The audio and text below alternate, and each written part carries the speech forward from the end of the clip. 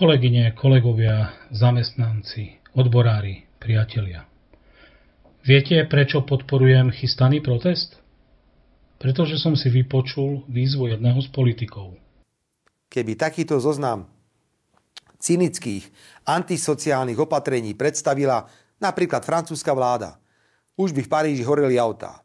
Ja nevolám po zapalovaní aut, ale poviem to úprimne a otvorene. Už by som konečne rád videl nejakého odborára, ktorý by sa zastal zamestnancov, rodín a dôchodcov. Toto odznelo v októbri 2023, keď už bolo všetkým jasné, že novú vládu bude skladať strana Smer. Takže organizovať vtedy protesty proti návrhom, ktoré vtedajšia odorová vláda povymetala zo šuflíkov, ministerstva financií nemalo žiaden praktický zmysel ani význam.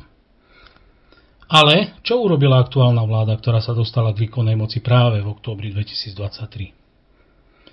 Z veľkej časti si osvojila opatrenia odorových legokociek, zvýšili nám DPH na väčšinu tovarov a služieb, škrtajú nám dní pracovného pokoja, zvyšujú nám odvody a na sľuby zo svojho programového vyhlásenia vlády ako si zabudli.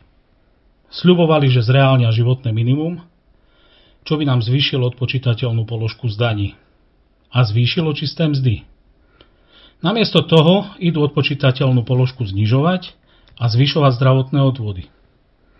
Sľúbili, že namiesto jednoduchých zmien v daniach sa zamerajú na zdaňovanie majetku a najbohatších. Nič z toho sa ale nedeje, práve naopak. Najväčší tlak smeruje na pracujúcich a strednú triedu. Preto sa zúčastním protestu pred Národnou radou 30. septembra a pozývam tam aj vás. Vidíme sa.